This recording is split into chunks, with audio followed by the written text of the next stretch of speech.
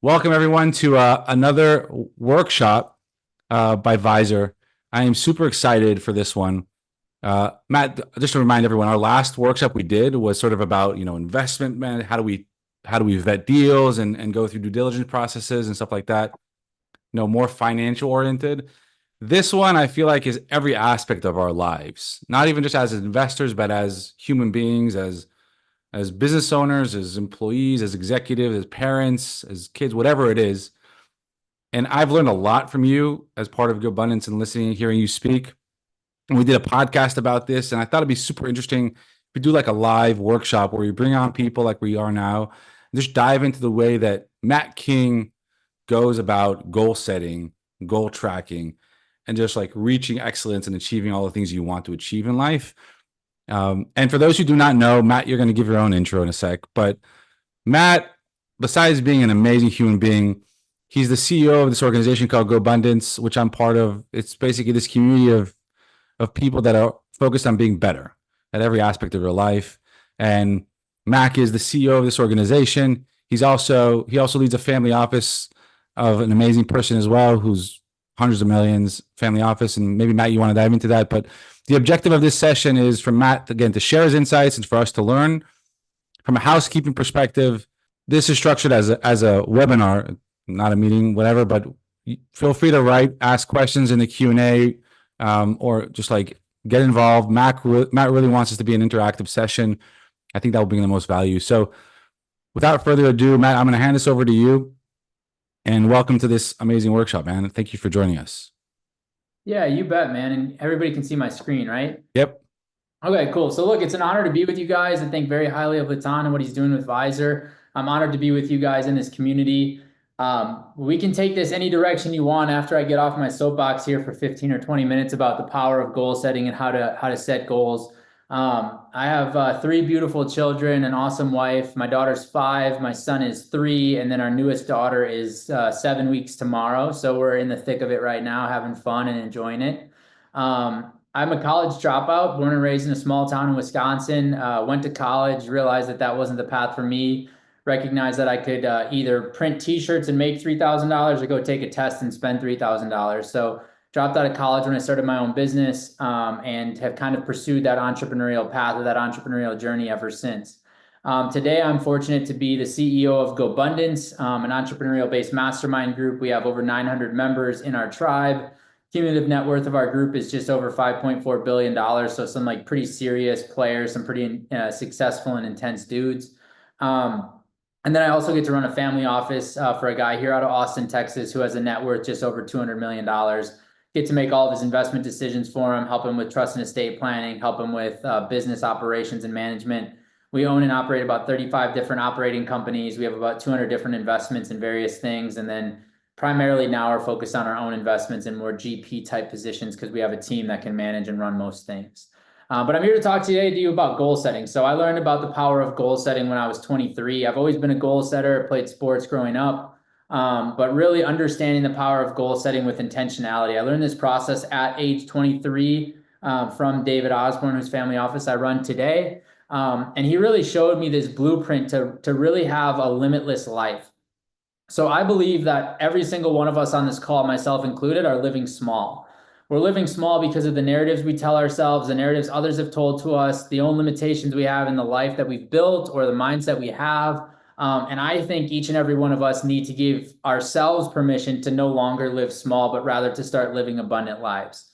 I want to talk a little bit first about the power of 1% better. So James Clear talks about this concept in his book, Atomic Habits. It's a brilliant concept, but if each and every one of us focuses on just getting 1% better every single day, by the end of the year, you will be 37 times better than the way you started the year.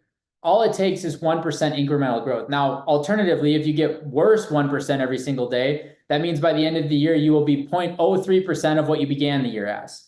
So literally 1% better every single day is what I'm focused on and what I think each and every one of us should focus on. And it's through small little habits, small little goals, small little tweaks, but it starts with a big vision. So the first thing I want to talk to you guys about is the power of having a vision. So the reason that the windshield is bigger than the rearview mirror is because it's more important to look at where we're going and less important to look at where we came from. Where we're going to is what's going to pull us. It's what's going to compel us. It's what's going to inspire us. Where we came from is what's going to hold us back, what's going to limit us, and it's what's going to be carried along the journey with us as baggage. So those failures, those comments from the teacher, or those comments from your ex, or whatever it is, like all of those comments in the rearview mirror are what hold us back and ultimately limit us. So I believe the first step in really setting goals is having a clear 5-year vision. And the way that I have built my clear 5-year vision is I basically mind map it the same way you would write a 5-paragraph essay. So I start with the year in the middle, and then off of that, I branch into the different gardens of my life. So my personal life, what does my wife look like? What do our children's look like? What do they like to do? What are they up to? What's our house or our environment look like? What are we doing there? What's going on there? How does it feel? How does it look, etc.? What do my investments look like? What does my business look like? What does my health look like? What does my family outside of my direct family, but my ancillary family, let's call them my mom, my dad, my sister, my mother-in-law, my father-in-law, cousins, etc. What does our family, our friends look like? And then what does my tribe look like? So what are the people I'm spending the most time with? What do they look like? And I mind map it all out. I have all of these different bubbles on a piece of paper, and I just make bulleted points. Like, in 5 years, my wife will be 38. In 5 years, my daughter will be 10. In 5 years, my son will be 8. My daughter will probably be playing sports. She'll probably still be the leader that she is today. She's probably still going to be super stubborn and hard-headed, and bedtime will still be a hostage negotiation every day. But I make bulleted points on every single one of those aspects of my life. And this is dreaming, y'all. This is something that we did as kids, but we stopped doing as adults for some reason. This is going and finding a place that's inspiring, that makes you feel like free, and just dreaming about what life could look like. Like if you could have any house in 5 years, what would it look like? White picket fence, brown picket fence, no fence at all, chain link fence, electric fence for the dog, 3 dogs, 5 dogs, whatever it looks like, right? And just dreaming in a bulleted list. Now, what's powerful, y'all, is there's these amazing technologies that didn't exist when I started this process. There's these things like ChatGPT, for instance. And so if I were you, I would take that bulleted list and I'd put it into ChatGPT, and I would say, write this into a narrative that could be so powerful that Disney would want to buy this for a movie. And I would let ChatGPT write it for me. Now, I didn't do that. I write my own because I'm old school and I don't understand technology very well. But what's really cool is if you have a 5-year, crystal clear, compelling vision that is exciting, inspiring, and pulls you, you use that as a guiding light by which you can make all decisions. And if you want to go for the extra credit, you can do what you're seeing here on the screen, and you can go ahead and make a vision board. So I made this vision board about 8 years ago. And what I did was I took my 5-year vision and I looked at a Disney map. For any of you that have been to Disney, you see all those like different things popping out of the map of like, this is where that ride is. This is where this line's going to be really long and this line even longer.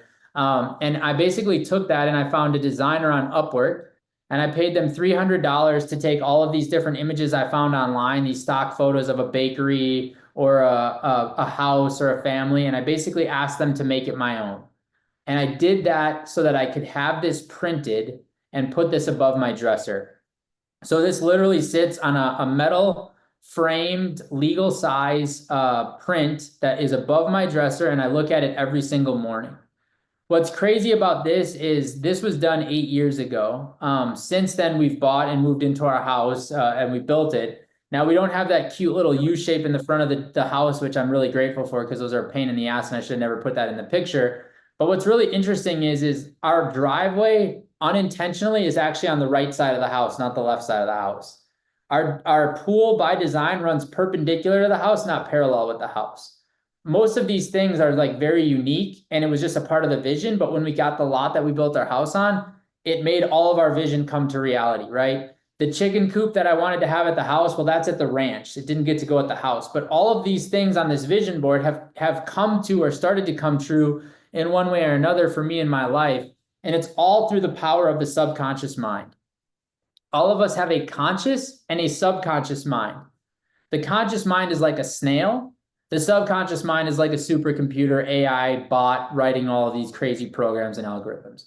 The conscious mind is the one that goes, okay, what do I want to eat today? And the subconscious mind is the one that goes through 3,000 recipes in your mind instantly and goes, I'm going to go to Chick-fil-A because that's way easier. What I am always trying to do with my goals and my vision is I'm trying to train my subconscious mind as to this is the direction we're trying to go with our life. For instance, if I asked you, Latan, because you're the only one that can talk, How many black cars do you see every single day driving to the office? Now you're gonna say you work from home, you don't go to an office, so it's gonna be a shitty example, but how many black cars do you see? You'd be like, I don't know, 5, 7, 10, 2, 3, whatever the number is, right? Now, if I said, hey, I'll pay you $1,000 for every black car you see today, you will see exponentially more black cars. And it's not because those black cars are starting to show up on the road. It's because you have trained your subconscious mind to go find those black cars and see them, because there's a reward associated with identifying the black cars.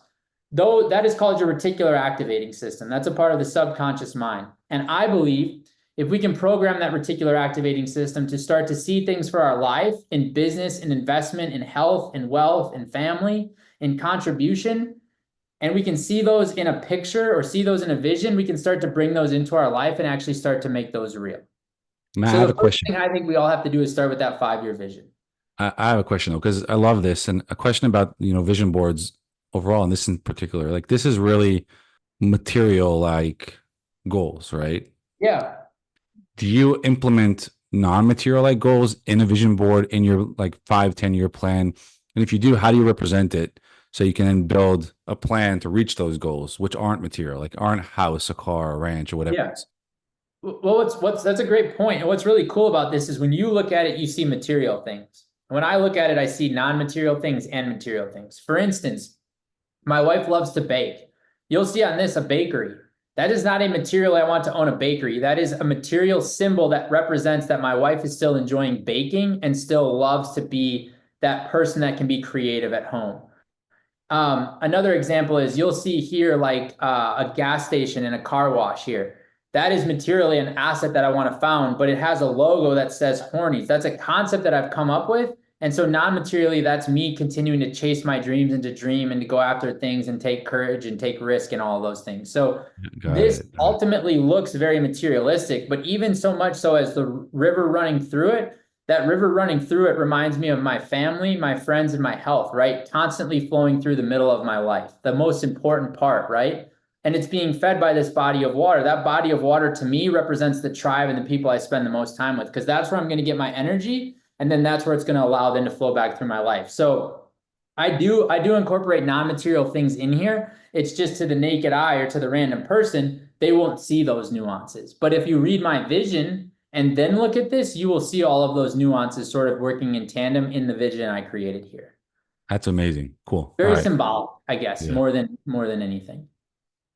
Okay, cool. Okay, so once we have a vision, now we need to start setting goals.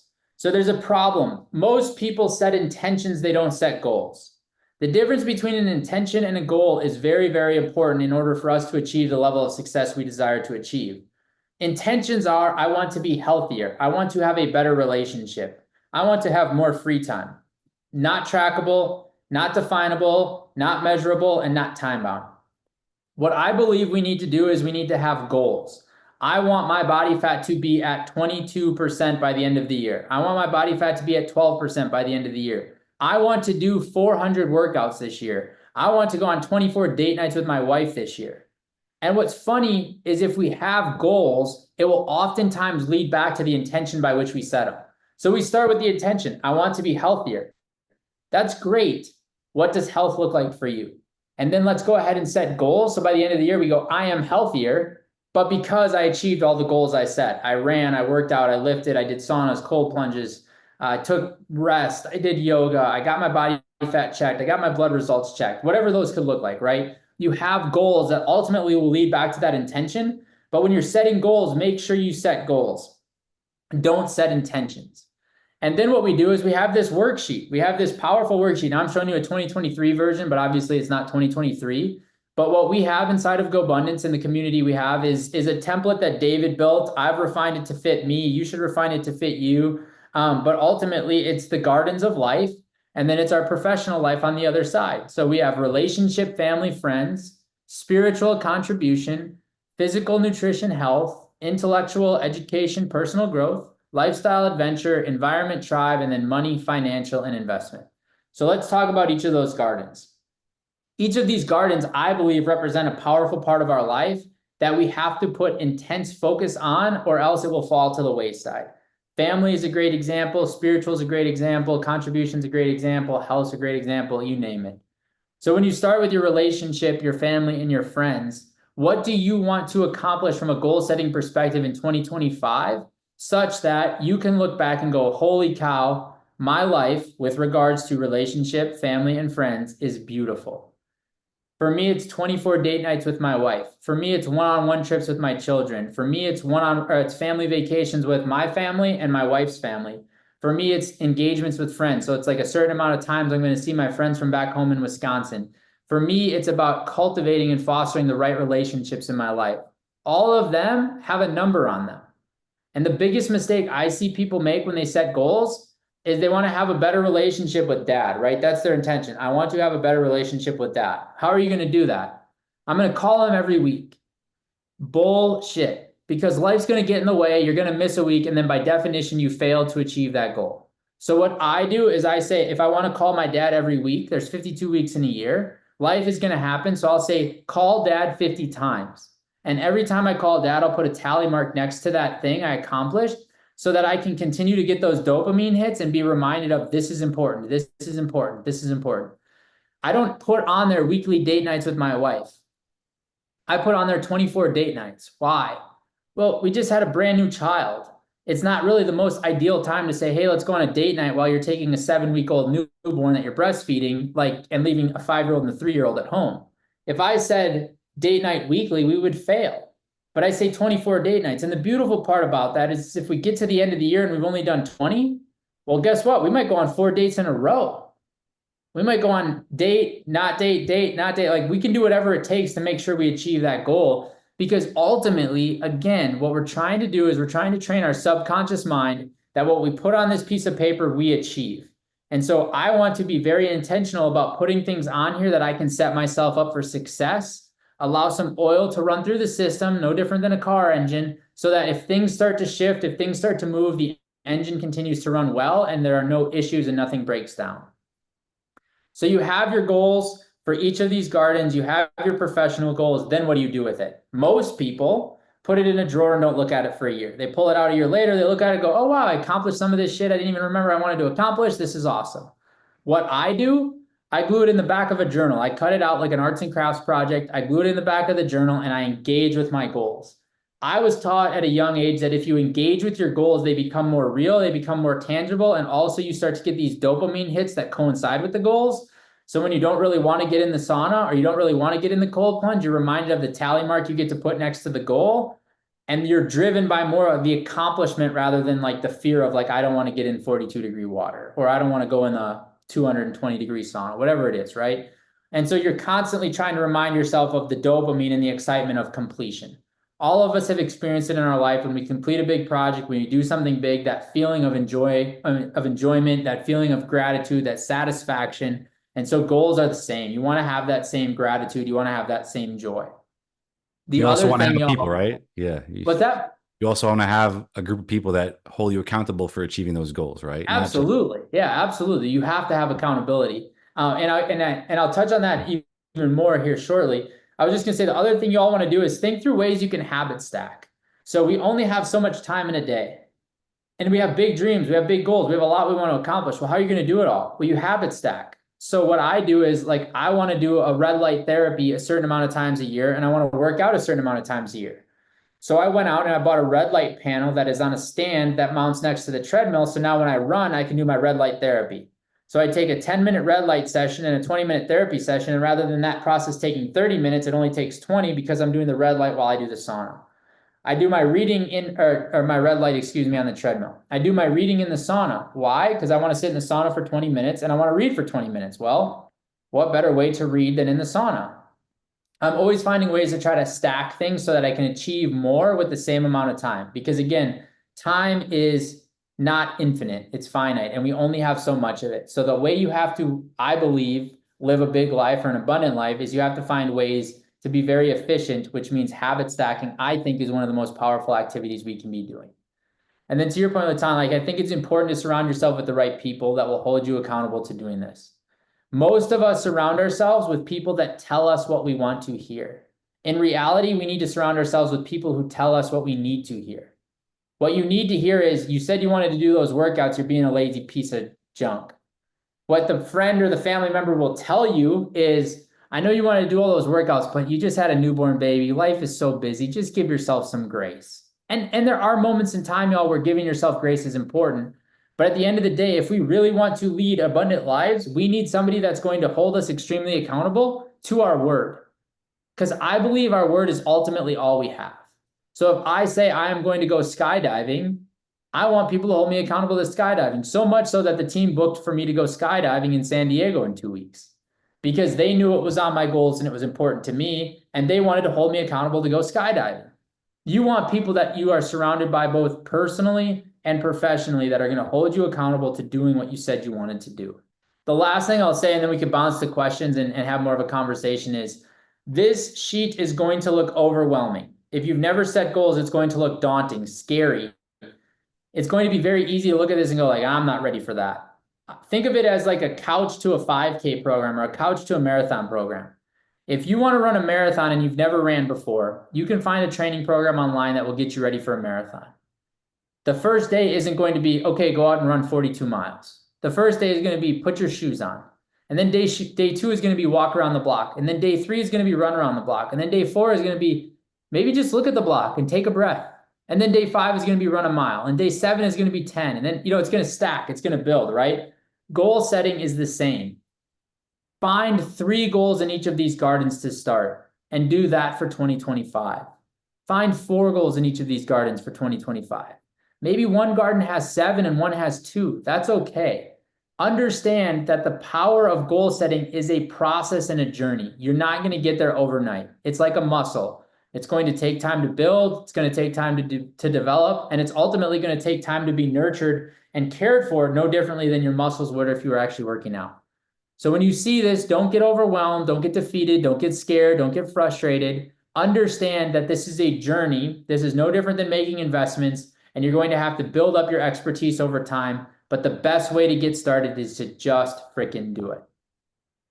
All right, let's do some questions or some conversations or wherever you want to go from here, man. What did I miss? What did you want me to touch on? So first of all, I love that you start with this lighthouse, which is like the vision, right? That's your vision board. That's what you want to achieve overall in life. And I'm assuming they also have gardens, right? Each of those, each that long-term plan has those gardens, and then the separation between what a goal is and an intention, which I think is super important to emphasize. And then you went down to the goals part of it. Now, for those who don't know, by the way, habit stacking is from Atomic Habits, right? The book. Yes. I think it's a great book. For whoever's not read it and wants to set goals or get these good habits is super important. And one of the things sort of that I also took from that was, people who, if you want to read a book, I don't remember what it's like, micro habits. I don't remember what he called it. Yeah, micro habits. Yeah. So when you wake up in the morning and you sit your bed, put the book on your pillow so that when you go in bed before going to sleep, you have that ready for you, right? So just from I don't know, that just triggered something. So I have a question about the annual goal setting. And by the way, if you guys have any questions, like feel free to put it in the chat or in the Q&A below. I'm sure Matt will love hard questions. So shoot away, right? So the harder the better. Yeah. So I remember we were at a Go Abundance event. I think it was it was a year ago. And you gave this sort of talk about goal setting on an annual basis. And before that, we were like, doing this weekly. I want to do whatever. I want to do 500 push-ups every week. And then when you gave that sort of thought about, all right, no, don't do it weekly because there are going to be weeks you can do more and weeks you can do less. Do it on an annual basis. Yeah. And that was sort of like really interesting to go out in the high level. But then, a question comes up. All right, so you have these annual goals, whatever, 24 dates in with your wife. Do you still look at it on a quarterly basis, on a weekly basis, and see what that means? Like, obviously, you open up at January comes around, you open your journal, you see, you got 24. But what do you do like this week? What does that mean for this week? What does that mean for this month? Do you go down to that level of granularity or not really? Yeah. So I have annual goals, but one of my goals is to review my goals 50 times. So I'm literally looking at my goals at a minimum once a week. Now I'll probably in reality look at them about 100 times a year, but I'm literally every single week going in there and I'm engaging with my goals. So if we go on a date night, I flip it open and I put a tally mark next to the date night. If I work out, I go there, I put a tally mark next to the workout. If I play golf, I go there, put a tally mark next to the golf. So I'm looking at these things constantly from an annual basis, but understanding the things I'm doing today are going to help me get to where I want to go. And so like I'm engaging with them constantly. I also, from James Clear's book, adopted the concept of having a habit tracker. So some of the things I do more consistently: working out, saunas, cold plunges, red light therapy, journaling, meditating, stretching, some of like the things I'm doing on a daily basis, so I don't lose track in my mind of when did I write it down, when didn't I write it down. I track on a monthly basis on a habit tracker, and then every month I take that habit tracker and then transport it into my goals with the tally marks to catch up. So I'm looking at these constantly. I'm playing with these constantly. The other thing I do that's very unique, I think, because I haven't found anybody else that does this, is I start my year on December 1st. So many people, I think, get caught sleepwalking through the holidays. They get caught saying right now, for instance, yeah, next year, here's what I want to do for production. Yeah, next year, here's what I want to do for investments. Yeah, next year, here's how I want to clean up my family office. Yeah, next year, here's what I'm going to do.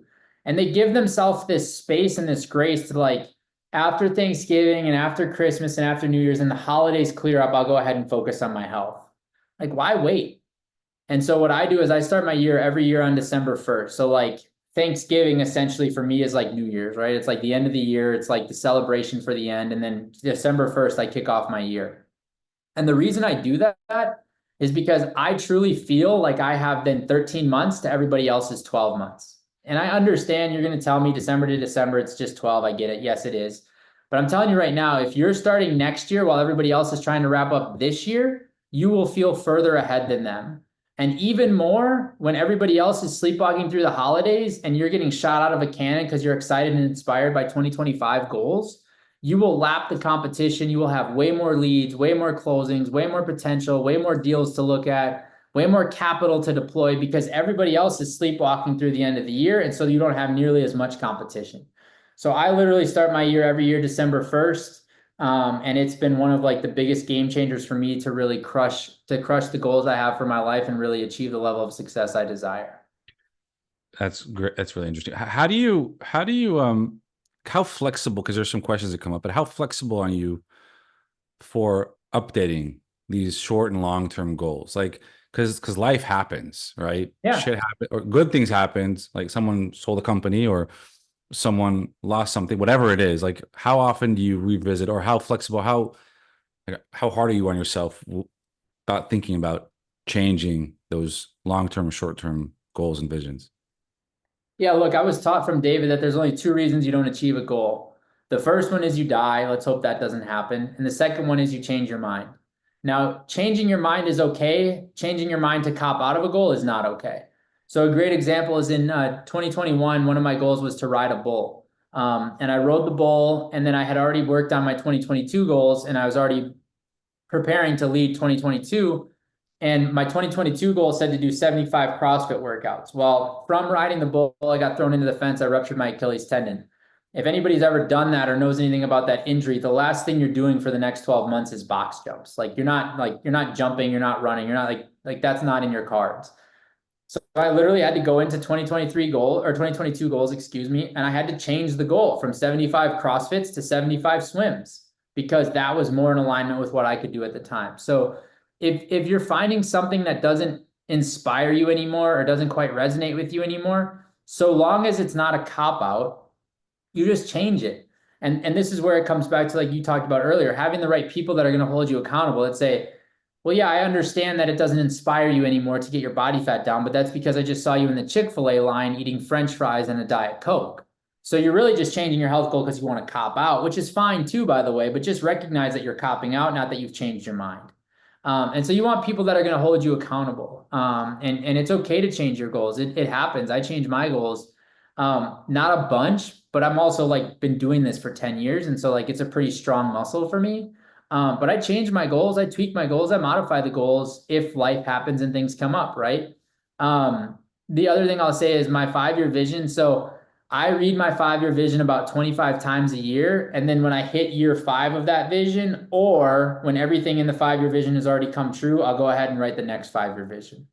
But I have a 5-year vision, a 25-year vision, and a 50-year vision. So I'll read the 5-year vision about 25 times.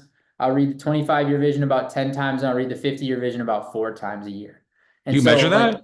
Do Do you What's measure how up? many, do you measure that as well? Like, do you track Yeah, how, okay. yeah. I'm OCD, man. I'm for surely.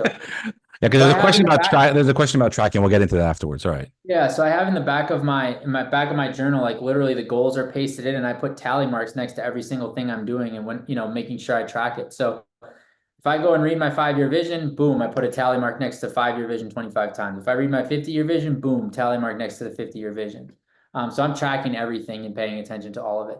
But my 5-year vision, like I write it in pencil so that if I need to make some tweaks, like we just had a third born, and when I made my vision, I said our third born's name was going to be Charlie, but it's going to be Marley. So like, I'm not going to keep reading that Charlie is great and beautiful. I'm going to go like erase Charlie and put Marley, right? Like, so I can go tweak it all the time, but like big dramatic overhauls, I try not to do too frequently because I don't want to stop chasing that vision I had 5 years ago.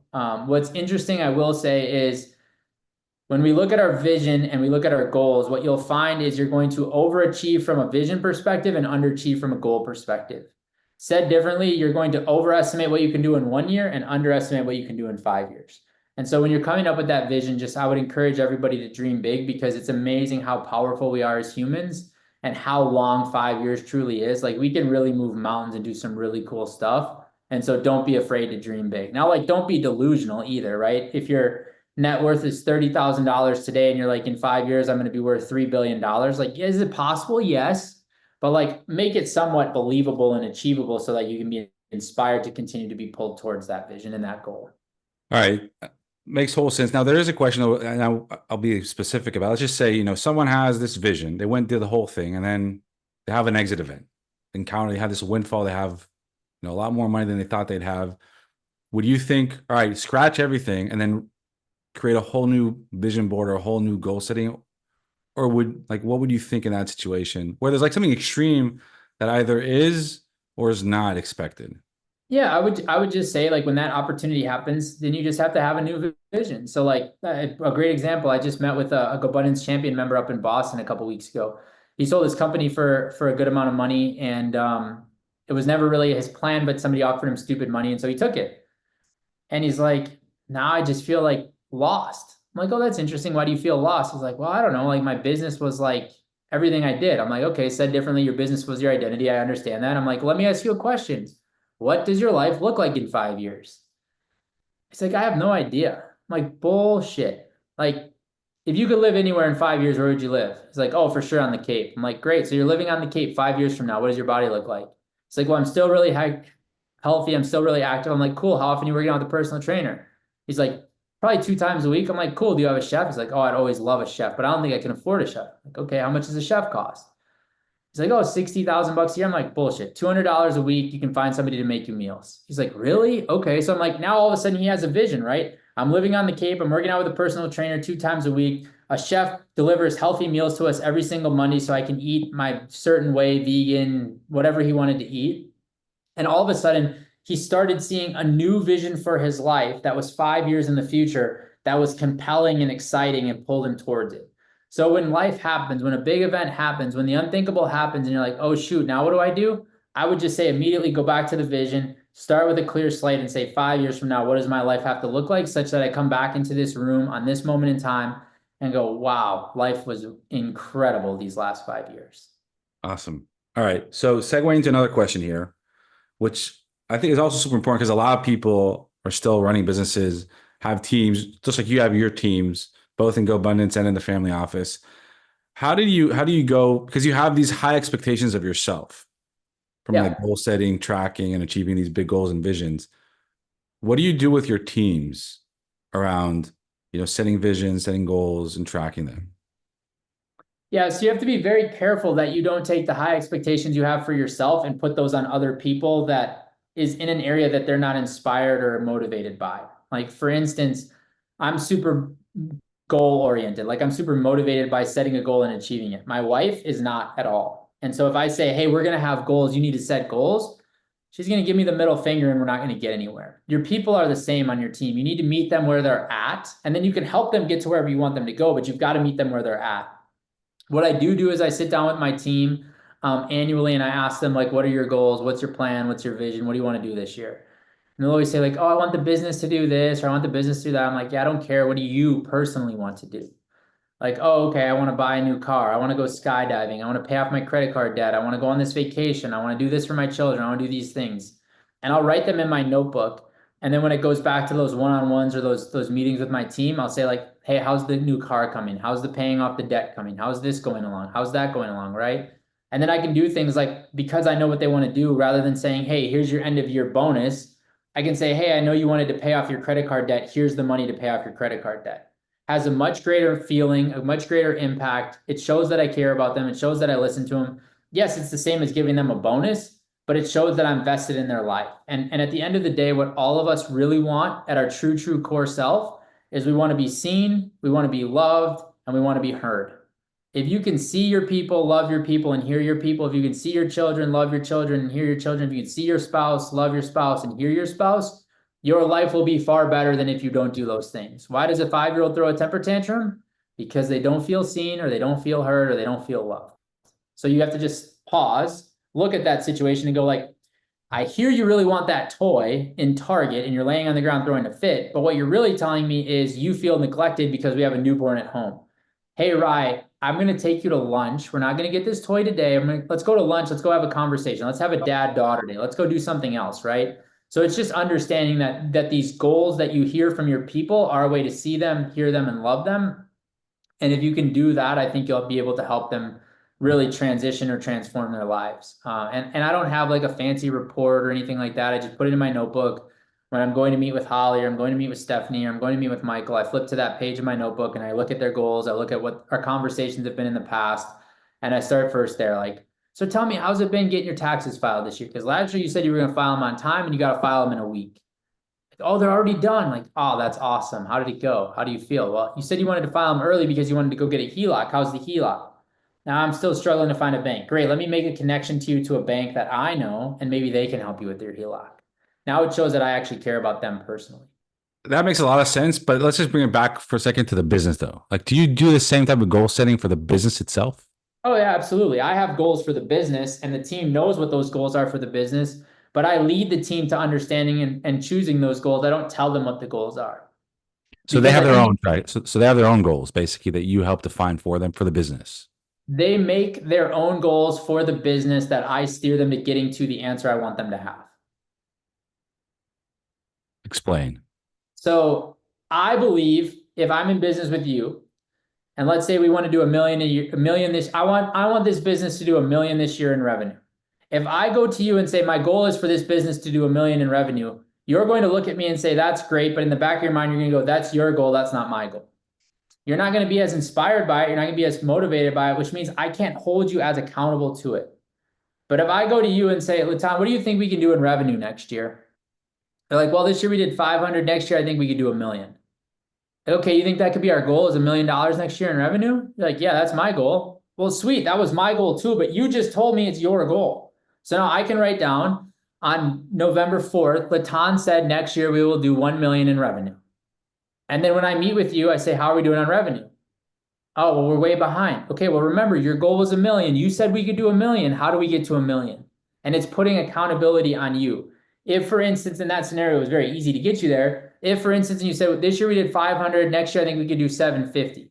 I would say, okay, why do you think 750? And you'd be like, well, this, that, and the other thing. I'd be like, okay, well, what do you think it would look like if we wanted to do better?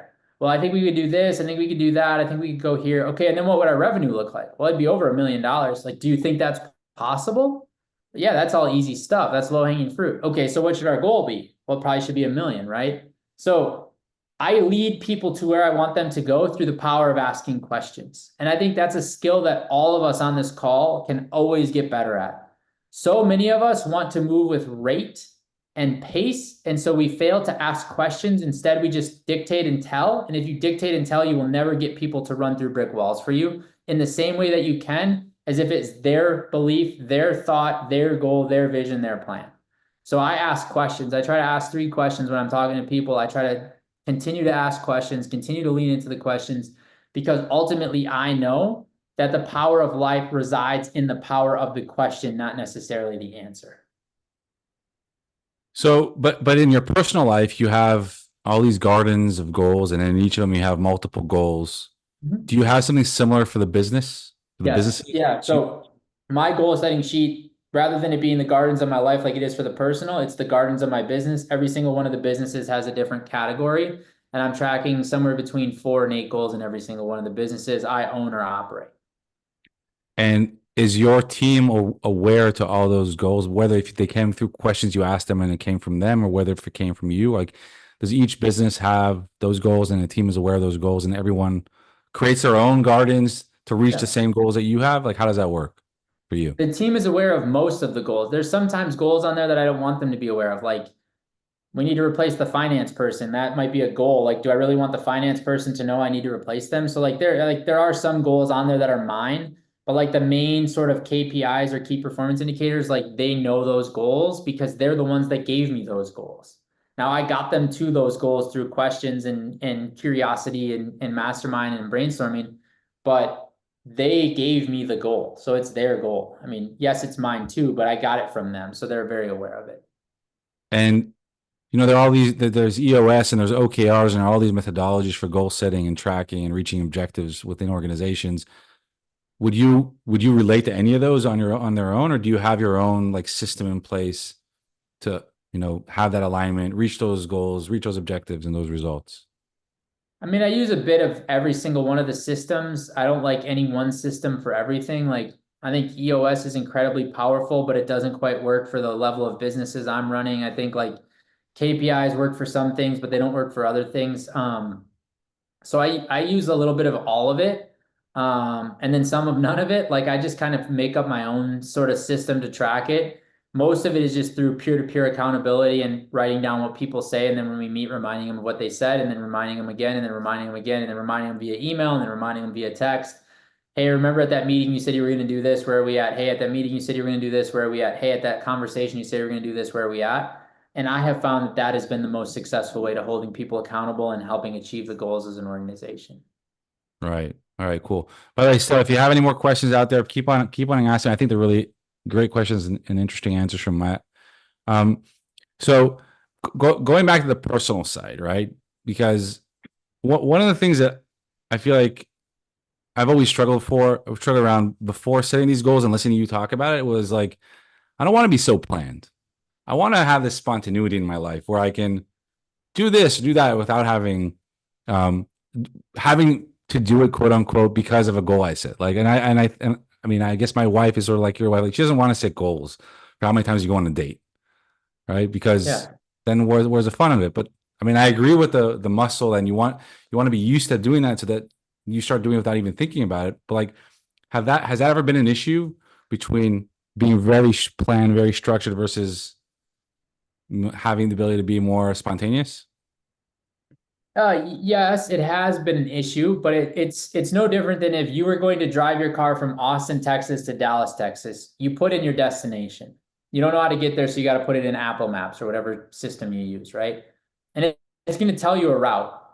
You're still going to have construction. You're still going to have traffic. You're still going to have to decide, do I go around that car, around this car? Do I go here? Like, there's still spontaneity in life, even though you know where you're trying to go. And my wife recognizes that. I recognize that. I don't say 24 date nights to this restaurant eating this food at this time. I say 24 dates. Well, that can look like a coffee date one month, and the next month we're going to dinner, and the month after we're going to a flower festival, and then the next month we're going to a kite festival. Like, it can look like all different things, and so there's still spontaneity that I allow to happen, but that doesn't mean that I'm not intentional about what the destination of where I'm trying to go. Yeah, that makes sense. Um, where have you found the biggest challenges in setting and maintaining these goals? I mean, the first thing is once you understand the power of this and you see it start to transform in your life, where I struggled was like not shoving it down every person I met's throat and saying like, what are your goals? What are your goals? What are your goals? You need goals, you need goals, you need goals. Like, it's that whole concept of you can lead a horse to water, but you can't make them drink it. I was understanding that like I had to see and meet people at where they were on their journey and not get them to where I was on my journey. That was probably the hardest struggle for me. You know, the other place that I would just say I sometimes find myself struggling is I will sometimes catch myself not thinking big enough, getting caught in like the mundane routine of life, right? And not dreaming enough. And so I have all these systems, I have all these processes, I have all these things that help me. but I have to really challenge myself on at least a monthly basis to get out of the weeds of my brain and go like be in nature and be creative and just think and dream and whiteboard and vision and plan and like remind my spirit and my soul as to like what we're doing and why we're doing it, right? Like feeding that spirit inside of me. So that's where I've struggled the most. Where I see people struggle again is they'll put like daily or weekly numbers on there. They'll set intentions, they won't set goals, and then they won't review it. So I just tell people like if you literally have this printed and taped to your mirror, and every morning while you're brushing your teeth, which hopefully every one of us does every single morning, your life will change whether you put a tally mark on the board or not, because that subconscious mind is going, oh yeah, we want to be healthy, don't order the fries. Oh yeah, we want to be healthy, get the salad. Oh yeah, we want to go here, do this, right? So, I mean, if you do nothing more than just fill out a version of a sheet like this and tape it to your mirror and look at it every day, your life will transform and change. Have you done that? Have you stuck Yeah. a really to your mirror? Yeah, absolutely. When I find myself in a rut, like there are moments through the year where I won't open my journal for like 2 or 3 weeks. And then I get like embarrassed and shamed by it. And I'm like judgmental of myself. And like, I don't even want to open it. I haven't updated it, blah, blah, blah. I'll like create these like mini like 30-day challenges inside of my year. And I'll basically say, okay, like a great example is this morning. Like I haven't been feeling that motivated to run recently. I've been feeling more motivated to lift, but I want to continue to run because when I run, I stretch and I need to constantly be stretching. So I actually this morning said to myself, I'm going to do a 30-day challenge where I have to run 2 miles every single day for the next 30 days. And so then what I do is I go and take my habit tracker and I build out a little 30-day challenge tracker and I put that next to my sink. And every single day I do the 2 miles, I put a check mark by it. And I use that little cheat as a way to get myself back on track and not stay in that rut. Have you done anything with your kids around that as well? Sort of gotten them to deal with like planning, goal setting, or Yeah, they? yeah. I mean, a great example is my daughter wants she always wants a toy. She's a 5-year-old. Every time she wants a toy, right? Like a toy. I want a toy. I want a toy. I wanted to make her damn bed. So this weekend I told her I made a little chart and I said, "Hey Rylan, if you make your bed for 30 days in a row, you can get this toy on Amazon that you showed me yesterday." So I put a picture of the prize at the 30-day mark and I put a marker next to the chart. And every day she makes her bed, she puts a hash mark next to it. And if she makes her bed for 30 days, then she's going to get that reward. It's no different than 30-day sprints, no different than setting goals. Like I'm showing her the power of living intentionally, having a plan, being disciplined to do something you might not want to do, and knowing that there's a reward on the other side of it. Yeah. So what that's that. I wonder what you how do you deal with the fact that 5 days in she doesn't do it, and then she Start loses over. motivation to do it she starts over. Or we just, does this no longer inspire you? She's like, I hate that toy. Like, okay, crinkle it up, throw it away. Next time she says she wants something, like, make your bed, 30 days, you can have whatever you want. Nice. That's smart. Like, I started. Yeah. she's human. I'm human. She's gonna lose motivation. She's gonna lose inspiration. She's gonna have a day where she slips up. She's gonna cry because she didn't get her tally mark. But Dad, I forgot, and I really meant to, but I forgot. Like she's gonna have all those breakdowns. You and I have them every day. What does life say? Like, hey, you get a hall pass that day. Don't worry about it. No, it's like, fuck you. You messed up. Face the consequences. That's okay. Rylan, I love you. It's not a big deal. Guess what? Today's a new day. Let's make our bed. Let's start over. Let's get back on the horse. Love that. Love that. Um, by the way, someone asked about tracking for habits, and me and my GoPod, like, by the way, GoPod is like this group of guys we get together every week and talk and hold each other accountable. But there's this app that I've been using for years called Habit Share. Have you heard of that? I have. Yeah. So Habit Share, it's just a free app that it's really simple to define these like goals, and then you track it on a daily basis. And then everyone in your contact list that you define gets notified when you did one or didn't do one. And it helps track, but also helps holding each other accountable. Yeah, because we don't like telling people we failed, we messed up, right? Like Yeah. humans just don't necessarily enjoy that. So, but we do like, hey, great job. You ran that mile. Hey, you did those 2 miles. Hey, you made your bed. Good job. So, I mean, that's a brilliant system to help with the accountability and the tracking, and doing it with like some camaraderie and some fun because you're doing it with guys you know, like, and trust. Right. Man, this has been super interesting and helpful. I mean, we're gonna wrap this up next minute or two. If you guys have any questions, like drop them in. But is there anything you want to like add to sum up this awesome workshop and nuggets of like powerful stuff for goal setting and tracking them? Yeah, like the only suggestion that I would have is just start. Like goal setting is literally like that limitless pill from the movie where the guy can like learn to play the piano in like 15 minutes. Like goal setting is literally your limitless pill to live whatever life you want. And if you get started today, your life will be exponentially better, your family will be exponentially better, and you can literally change the world if you start setting goals. So like just start without judgment, start with pure curiosity and start. The person that asked that question is clearly a high C on the DISC assessment because that's a lot of detail for a 5-year vision. But I would say like my recommended length of your 5-year vision should be a length that you can read, remain interested in, finish in one sitting, and still be inspired by.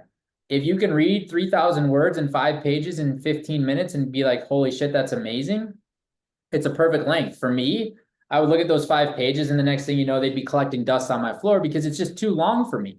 So I would just make it whatever is fitting your personality and your attention span. For me, it's more like a 2-page thing, a page and a half thing.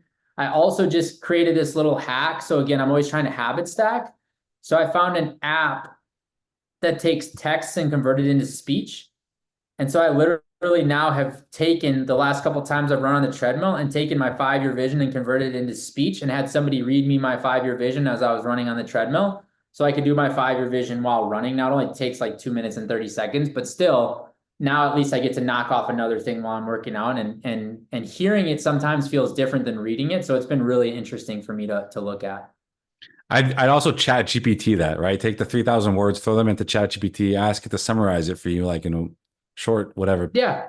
And then then you can ask it to read it out to you as well, right? It's pretty cool stuff. Yeah, then read it to me. Yeah, Yeah. okay, add this back, delete this, right? But if 30,000 fits your attention span, stay at 30,000. If 2,000, whatever it is, it's up to you. It's more of a personal journey. Right.